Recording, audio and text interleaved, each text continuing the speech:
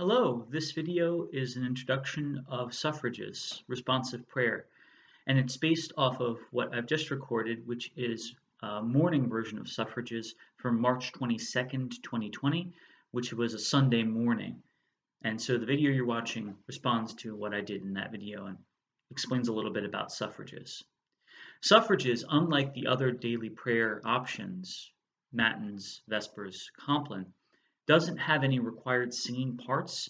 The liturgy is actually very, very simple and can be done alone or in a very small group at any time of day. It's a great option if you're looking for something a little bit more substantial than Luther's morning and evening blessing, but much less complex and with a lot less singing than the daily offices. So it's a really good option for people who are kind of in that middle ground, kind of want to experiment with a longer period of time and have a very flexible liturgy.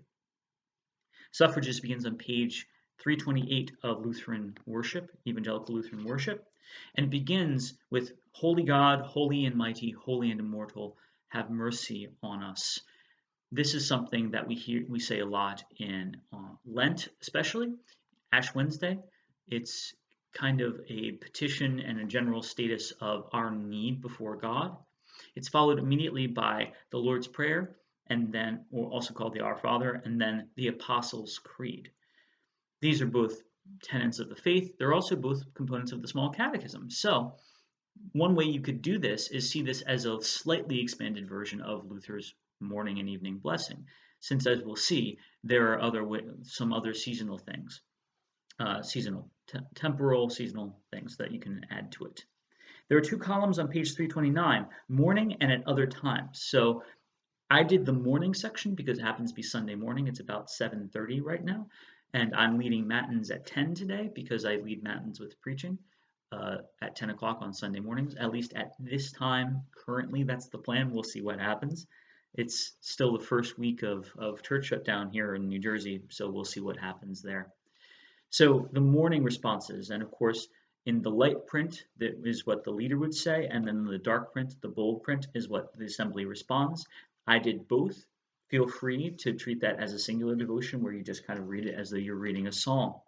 Then there's, of course, the Lord be with you to bring us into a time of prayer. Notice the rubrics, the red italicized print. The prayer of the day may be said. I chose to do that. The response after the prayer here is Amen. We are not doing a litany as we do at Vespers, for example, where we say, Lord, in your mercy, hear our prayer, or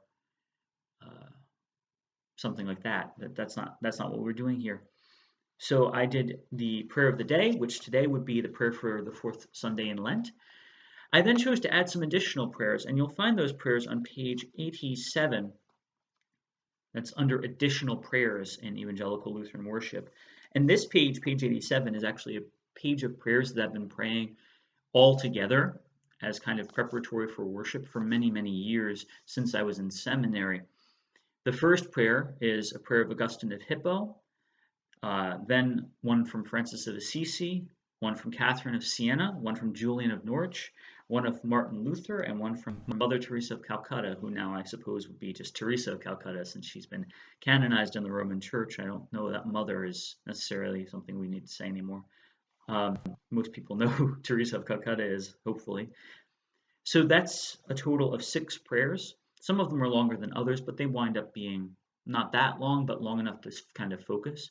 They also tend to have a very good triune nature to them, especially the ones from Catherine and Julian, whereas the prayer of Luther is very much about our poverty and our need for God to fill us, and I find that helpful. The prayer of Mother Teresa is directly oriented towards service to the neighbor. That's kind of the direction our faith pushes us in. Francis of Assisi's prayer is about nurturing community and about the fact that what we are to pray is not that we will receive what we want, but rather that we will be what other people need. And then, of course, Augustine is looking for discernment and God's help in all life circumstances. So I find those prayers helpful. And then the final prayer is whatever is appropriate to the time of day. I used Luther's morning prayer because that's the morning prayer provided on page 330. There's a noon prayer, an afternoon prayer, an evening prayer, a prayer before travel, and a prayer of daily work. By the way, the before travel prayer, if you're ever on a plane, if you can come to a point where you can memorize this service, or come to a point where you just have your ELW with your bag on the plane, or if you're on a road trip, or if you're on a train, at any time that you might want to pray while you're in transit, before travel, or during travel, in fact, you could do that as well. That would be a great prayer to pray. You might just memorize that and just remember it for when you're in transit. It's really useful to remember who it is that really makes our ways safe and leads us in the way that we should go. And it's through the train conductor, but it's not the train conductor, if you know what I mean. And then a general order of blessing, which is very short. This is a wonderful option, as I said, for somebody who's not looking to necessarily be chanting or might not want to necessarily be following the daily lectionary, has a different devotional with scriptures, and doesn't want to be reading the Bible for 4 hours a day. This is also a good option for when you just decide you need to sit down and pray, or when you're going to be praying the office with a community later, as I will be. So I used this morning for my morning devotion so that I could be ready for Matins without having already prayed morning prayer. So that is suffrages. I wonder if you have any questions for me.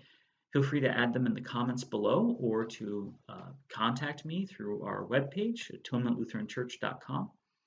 Also, feel free to join us today or every Sunday at 10 o'clock. While quarantine lasts and the church is not available, we will be somewhere on the internets. I believe I'm going to try YouTubing live as well as Facebook Live as well as a Zoom conference. We'll see if that can all work together. It'll be interesting. But if not, that service will be posted as soon as I'm able. God bless you and God be with you this Sunday. Make sure that you worship and attend to the scriptures today. It's very, very important to keep that so that we can maintain a routine through this trying time. Wherever this video finds you, wherever God finds you, know that you are found and loved by God through Jesus Christ, in the Holy Spirit, in the communion of saints, now and always. God bless. Bye-bye.